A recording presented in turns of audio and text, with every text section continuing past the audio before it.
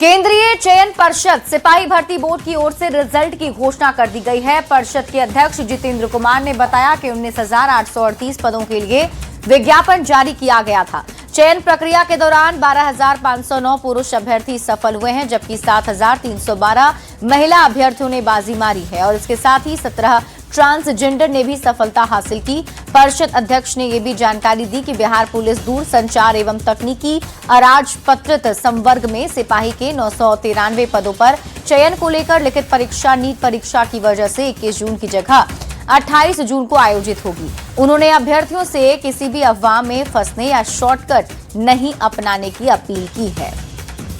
19,838 अभ्यर्थी, इसमें 12,509 पुरुष हैं, 7,312 बिहार मूल की महिलाएं हैं और 17 ट्रांसजेंडर हैं।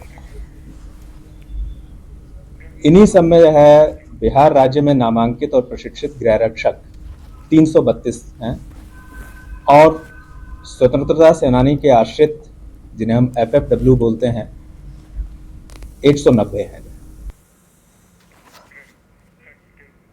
पटना से आपको बड़ी खबर बताते हैं। सम्राट कैबिनेट की बैठक में 27 एजेंडे पर मुहर लगी है। बिहार कैबिनेट की बैठक में महत्वपूर्ण निर्णय लिए गए हैं। बिहार रैयती भूमि क्रय नीति 2026 का गठन, इसके तहत भूमि के मूल्य का निर्धारण क्रय की जाने वाली है। भूमि की दर शहरी क्षेत्र में बाजार मूल्य और सर्किल दर जो भी अधिक हो उसे दोगुनी और ग्रामीण क्षेत्र में स्थित होने पर बाजार मूल्य अथवा सर्किल दर जो भी अधिक हो के 4 गुना समतुल्य होगा, जिस पर 10% का अतिरिक्त प्रतिफल प्रोत्साहन की राशि के रूप में मिलेगा। तो हमारे साथ न्यूज 18 संवाददाता शैलेंद्र अधिक जानकारी के साथ जुड़ गए हैं। शैलेंद्र, क्या कुछ बड़े फैसले? आप बिल्कुल देखिए, जो बिहार कैबिनेट की बैठक है वो समाप्त हो चुकी है और कुल 27 एजेंडे पर मुहर लगे हैं। यदि इन एजेंडों की बात कर लें तो पटना हाईकोर्ट के न्यायाधीश जो है उनको उपलब्ध वाहन खरीद की स्वीकृति है। उसके अलावा बिहार विधानमंडल के वर्तमान एवं पूर्व सदस्य और उनके आश्रितों को कैशलेस इलाज की सुविधा दी जाएगी। उसके अलावा जो बिहार रैयत भूमि क्रय नीति है वो 2026, उसको लेकर के भी स्वीकृति प्रदान की गई है। इसके अलावा यदि हम बात करें पटना PMCH की बात कर लें तो यहाँ स्पेशल यूनिट स्थापित करने के लिए कुछ 39 पदों के सृजन की स्वीकृति दी गई है। इसके अलावा अन्य जो वहाँ मरीज सुविधा और दी जाए, इसको लेकर के भी कई स्वीकृतियाँ कैबिनेट में दी गई है। तो कुल मिलाकर कहा जा सकता है कि कई महत्वपूर्ण एजेंडे पर जो बिहार तक सम्राट चौधरी की जो कैबिनेट है उसने मुहर लगाई है। जी ठीक है शैलेंद्र, आप इस खबर पर नजर बनाकर रखें। शुक्रिया इस अपडेट के लिए। पटना से आपको बड़ी खबर बताते हैं, जहां राजस्व एवं भूमि सुधार मंत्री दिलीप जायसवाल ने बड़ी कार्रवाई की है। एक साथ 14 CO पर मंत्री ने एक्शन लिया है। काम में भ्रष्टाचार, लापरवाही और अनियमितता को लेकर कार्रवाई की गई। कार्रवाई पर दिलीप जायसवाल का बयान भी सामने आया। मंत्री दिलीप जायसवाल ने कहा कि विभाग में भ्रष्टाचार और अनियमितता पर जीरो टॉलरेंस जारी रहेगा। आगे भी कार्रवाई के लिए पदाधिकारी तैयार रहें। काम में लापरवाही और भ्रष्टाचार बर्दाश्त नहीं किया जाएगा। जीरो टॉलरेंस, और यही कारण है कि आज सरकार बनने के बाद यह सबसे बड़ी कार्रवाई हुई है बिहार में। 14 पदाधिकारी पर लापरवाही, भ्रष्टाचार और वित्तीय अनियमितता के कारण आरोप पत्र गठित हुए हैं और उनके ऊपर कार्रवाई हुई है। ये कार्रवाई अलग अलग तरह के आरोप हैं और आने वाले समय में मैंने स्पष्ट कहा है कि एक ईमानदार मंत्री किसी भी परिस्थिति में भ्रष्टाचार को सहन नहीं करेगा और भ्रष्टाचार पर लगाम लगना चाहिए। किसी भी परिस्थिति में भ्रष्टाचार से समझौता नहीं किया जाएगा। और अगली खबर आपको पटना से बताते हैं। देश के प्रथम प्रधानमंत्री पंडित जवाहरलाल नेहरू की पुण्यतिथि पर उन्हें श्रद्धांजलि दी गई। इस मौके पर बिहार के उप मुख्यमंत्री विजय चौधरी ने माल्यार्पण कर उन्हें याद किया। उन्होंने कहा कि जवाहरलाल नेहरू प्रखर स्वतंत्रता सेनानी थे और उनके नेतृत्व में देश ने आजादी की लड़ाई लड़ी। इस देश के प्रथम प्रधानमंत्री थे। एक प्रखर स्वतंत्रता सेनानी थे। उन लोगों के रहनुमाई में पूरे देशवासियों ने स्वतंत्रता की लड़ाई लड़ी, देश आजाद हुआ और वो प्रथम प्रधानमंत्री बने और इस देश को प्रगति के रास्ते ले चलने की शुरुआत की। इसलिए हम लोग उनको याद करते हैं। और आइए अब नजर डालते हैं लॉ एंड ऑर्डर की खबरों पर।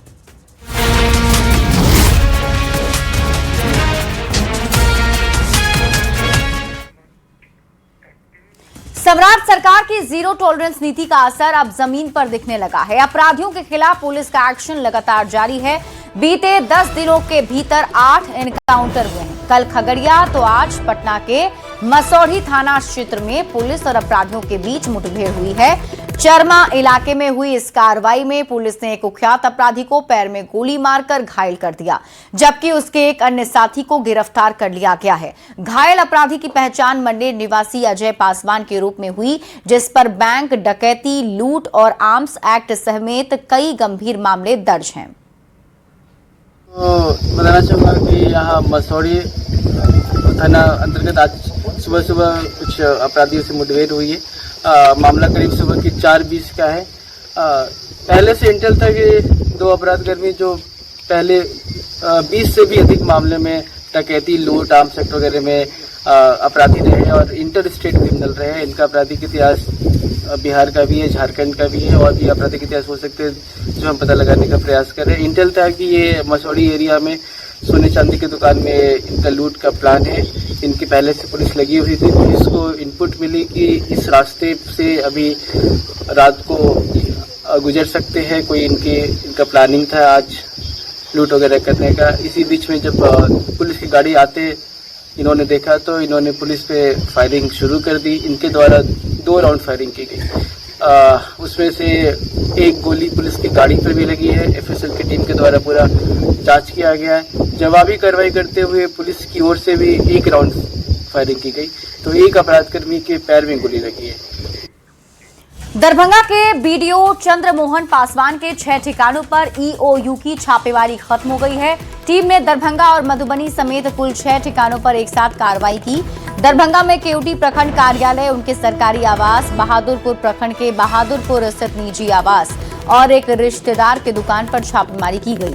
मधुबनी में बाबू बरही प्रखंड स्थित उनके बौंसी गांव के पैतृक आवास, एक मॉल और गुलाब तारा देवी नर्सिंग होम में भी ईओयू की टीम ने छापेमारी की है। इन स्थानों से भी कई अहम दस्तावेज और अन्य सामग्री जब्त कर टीम अपने साथ ले गई। छापेमारी समाप्त होने के बाद ईओयू के डीएसपी ने मीडिया से बातचीत में बताया कि कार्रवाई के दौरान कई महत्वपूर्ण कागजात बरामद हुए हैं, जिनकी फिलहाल जांच की जा रही है। वो महाभ्रष्ट हैं और 11 उनका डीड मैंने दिया था जो उनकी पत्नी के नाम से सविता कुमारी जी हैं, है ना, जो दरभंगा के बहादुरपुर थाना अंतर्गत पड़ती हैं। उसके अलावा 2 एड्रेस पर जो है सो मैंने विसंगति हुई। बहादुरपुर भी उसमें नाम अंकित था, उसके बाद जो है सो आपको बाबू बरी में भी था।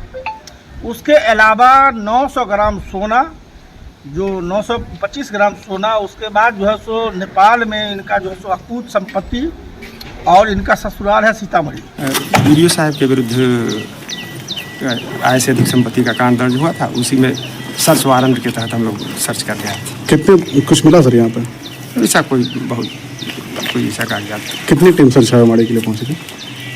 यहाँ 2 टीम है। पटना में ठेकेदार ऋषु श्री के ठिकाने पर आज विशेष निगरानी इकाई की टीम ने धावा बोला है। सुबह सुबह ही एसवीयू की टीम मीठापुर स्थित कामताराम सखी अपार्टमेंट के फ्लैट नंबर 5A में छापेमारी करने पहुंच गई। एसवीयू के आधिकारिक सूत्रों से मिली जानकारी के मुताबिक ऋषु श्री के यहां शुरू हुई ये तलाशी की कार्रवाई लंबी चल सकती है। ऋषु श्री पर सरकारी ठेके में हेराफेरी कर अपनी कंपनी को करोड़ों का लाभ पहुंचाने का आरोप है। ये ठिकाने पे जो है एसवीयू की छापेमारी चल रही है, तलाशी अभियान चल रही है और ये देख सकते हैं कि ये ऋषु श्री का ये फ्लैट है 5A।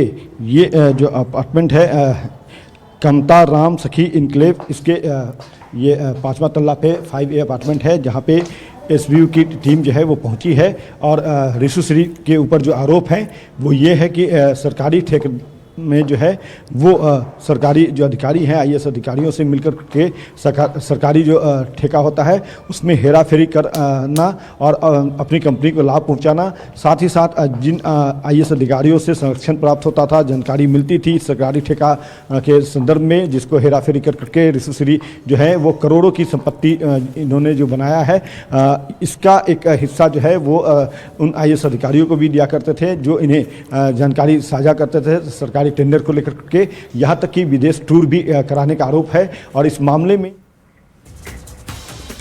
और इस बीच आपको दानापुर से बड़ी खबर बताते हैं। होटल में शराब पार्टी का खुलासा हुआ है। होटल सूर्या इन में छापेमारी हुई। खगौल पुलिस ने यह छापेमारी की है और होटल के कमरे से विदेशी शराब बरामद की गई है। शराब पार्टी करते 5 लोग भी गिरफ्तार किए गए। होटल मैनेजर और रिसेप्शनिस्ट शामिल है। करीब 6.5 लीटर विदेशी शराब भी जब्त की गई है।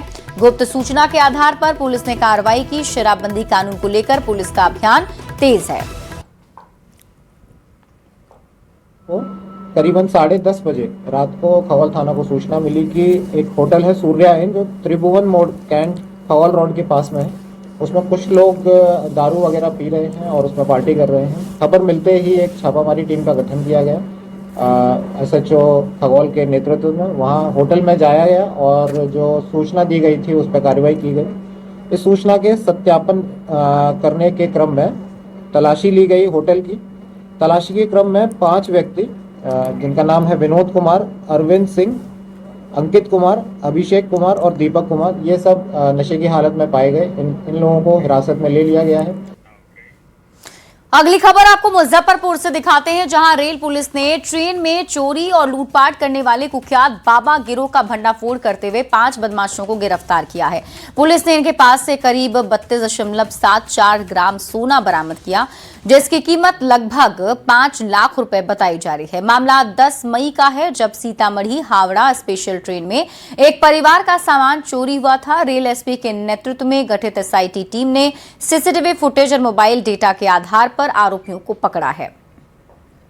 से नहीं पकड़ पाए तो हम लोगों ने डाटा लेकर और हमने उन पर काम किया। तकनीकी सर्विलांस की मदद से उक्त घटना में शामिल 5 जो है अपराधी, जो एक गिरोह के रूप में है, उनको पकड़ा गया है।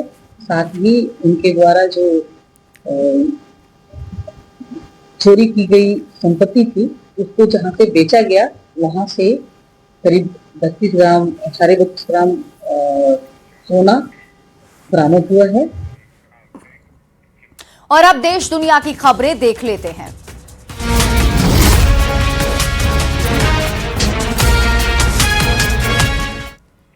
बिहार में SIR को लेकर आज सुप्रीम फैसला आ गया है। सुप्रीम कोर्ट ने कहा कि SIR की प्रक्रिया में कोई खामी नहीं है और ये प्रक्रिया पूरी तरह संवैधानिक है। इस फैसले के साथ ही यह भी स्पष्ट हो गया है कि चुनाव आयोग की जो शक्तियां हैं वो बरकरार है।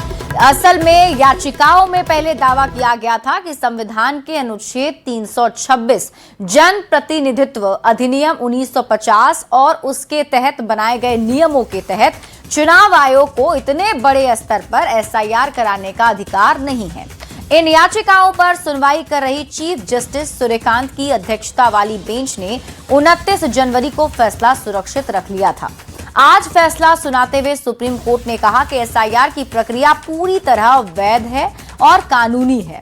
SIR की वैधता पर सुप्रीम कोर्ट का ये बड़ा फैसला आया है। सुप्रीम कोर्ट ने निर्वाचन आयोग की शक्तियों को बरकरार रखा है। SIR कराना चुनाव आयोग का अधिकार है, सुप्रीम कोर्ट ने ये कह दिया है। सुप्रीम कोर्ट ने ये भी कहा कि देश में SIR चलता रहेगा।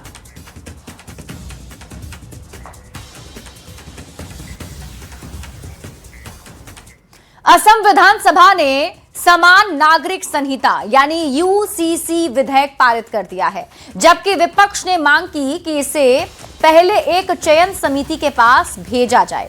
इसके साथ ही असम इस विधेयक को पारित करने वाला तीसरा राज्य बन गया है। इससे पहले उत्तराखंड ने 2024 और गुजरात ने इसी साल मार्च में इस कानून को अपनाया था। उत्तराखंड इस तरह का कानून लाने वाला पहला राज्य था। जो संविधान के राज्य नीति निदेशक सिद्धांतों के अनुरूप है। नीट पेपर लीक मामले में सीबीआई ने बुधवार को 2 और आरोपियों को गिरफ्तार कर लिया है। पहले आरोपी की पहचान डॉक्टर मनोज शिरुरे के रूप में हुई है। वो लातूर के रहने वाले हैं। वहीं पकड़ा गया दूसरा आरोपी तेजस हर्षद कुमार शाह है। वो पुणे स्थित एक कोचिंग सेंटर में फिजिक्स पढ़ाता है। इस मामले में पूरी कड़ी और साजिश का पता लगाने के लिए जांच जारी है। सीबीआई ने अब तक अलग अलग जगहों पर 49 स्थानों पर तलाशी ली। कई अहम दस्तावेज, लैपटॉप, मोबाइल फोन जब्त किए गए और इस मामले में अब तक कुल 13 लोगों को गिरफ्तार किया जा चुका है। तो नीट पेपर लीक मामले पर लगातार कार्रवाई जारी है और इसी बीच एक बड़ी खबर आपको जम्मू कश्मीर से बताते हैं। जम्मू कश्मीर के राजौरी जिले में आतंकियों के खिलाफ सुरक्षा बलों का बड़ा ऑपरेशन लगातार 5वें दिन भी जारी है। डोरीमल और गंभीर मोगला के घने जंगलों में सेना, जम्मू कश्मीर पुलिस और सीआरपीएफ की संयुक्त टीमें आतंकियों की तलाश में लगातार सर्च ऑपरेशन चला रही है। सुरक्षा एजेंसियों को आशंका है कि इलाके में लश्कर-ए-तैयबा के 2 बड़े कमांडर छिपे हो सकते हैं, जिन्हें पकड़ने या मार गिराने के लिए सुरक्षा बलों ने घेराबंदी और कड़ी कर दी है। देश इस वक्त भीषण गर्मी की चपेट में है और अलग अलग शहरों से आ रही तस्वीरें हालात की गंभीरता बयां कर रही है। हम आपको ये तस्वीर टीवी स्क्रीन पर दिखा रहे हैं। देखिए, दिल्ली में लोग गर्म हवा से बेहाल हैं तो भोपाल में दोपहर के वक्त घर से निकलना मुश्किल हो गया है। राजस्थान के बूंदी में 45 डिग्री तापमान ने धरती तक फाड़ दी, जबकि बिहार के मुंगेर में गर्मी लोगों की परेशानियां लगातार बढ़ा रही है। हैदराबाद के जू में जानवरों को बचाने के लिए खास इंतजाम किए गए हैं। छत्तीसगढ़ के कवर्धा और बागपत में ट्रांसफार्मर को ठंडा रखने के लिए कूलर लगाए गए हैं, जबकि राहत के लिए लोगों की भीड़ शिमला जैसे हिल स्टेशन का रुख कर रही है। तो इस चिलचिलाती गर्मी में प्रधानमंत्री नरेंद्र मोदी ने भी देशवासियों को अहम सलाह दी है। एक्स पर पोस्ट करते हुए पीएम मोदी ने लिखा है, भीषण गर्मी से त्रस्त जनता को सावधानी बरतने और बढ़ते तापमान में खुद को स्वस्थ रखने की सलाह पीएम मोदी ने दी है। उन्होंने लोगों को इस गर्मी में किसी प्यासे को 1 गिलास पानी जरूर देने का सुझाव भी दिया है। पीएम मोदी ने कहा, देश के अलग अलग हिस्सों में तापमान लगातार बढ़ रहा है और इसके साथ ही दैनिक जीवन में गर्मी से होने वाली कई कठिनाइयां भी बढ़ रही हैं। मैं सभी देशवासियों से आग्रह करता हूं कि जितनी अधिक सावधानी बरत सकें, अवश्य बरतें। और देखिए, सिर्फ देश ही नहीं, विदेशों में भी इन दिनों गर्मी से बुरा हाल है। ब्रिटेन की राजधानी लंदन इन दिनों रिकॉर्ड तोड़ गर्मी की चपेट में है। यहां तापमान 34 डिग्री सेल्सियस तक पहुंच गया है, जबकि इंग्लैंड के कुछ इलाकों में 35 डिग्री तक पारा चढ़ने की संभावना है। ये मई महीने का अब तक का सबसे गर्म दिन माना जा रहा है। आमतौर पर इतनी गर्मी जून जुलाई में देखने को मिलती है, लेकिन इस बार मई में ही रिकॉर्ड टूट गए। मौसम वैज्ञानिकों के मुताबिक यूरोप से आ रहे हाई प्रेशर सिस्टम के कारण गर्म हवाएं ब्रिटेन तक पहुंच रही हैं। यूके हेल्थ सिक्योरिटी एजेंसी ने लंदन समेत 5 क्षेत्रों में एम्बर हीट हेल्थ अलर्ट यानी खतरे की चेतावनी जारी कर दी है और लोगों को सतर्क रहने की सलाह भी दी गई है। पेरिस समेत पूरे फ्रांस में इस वक्त भीषण गर्मी का असर देखने को मिल रहा है। राजधानी पेरिस में तापमान लगातार बढ़ रहा है। लोग तेज धूप से परेशान हैं। आईफिल टावर के आसपास बड़ी संख्या में पर्यटक गर्मी के बीच भी नजर आए, जबकि कई लोग छांव और पानी का सहारा लेते दिखे। मौसम विभाग ने चेतावनी दी है, आने वाले दिनों में तापमान और बढ़ सकता है। विशेषज्ञों के मुताबिक यूरोप में बने हाई प्रेशर सिस्टम और गर्म हवाओं की वजह से ये हीट वेव फैल रही है। प्रशासन ने लोगों से दोपहर में बाहर निकलने से बचने, ज्यादा पानी पीने, बुजुर्गों तथा बच्चों का विशेष ध्यान रखने की अपील की है।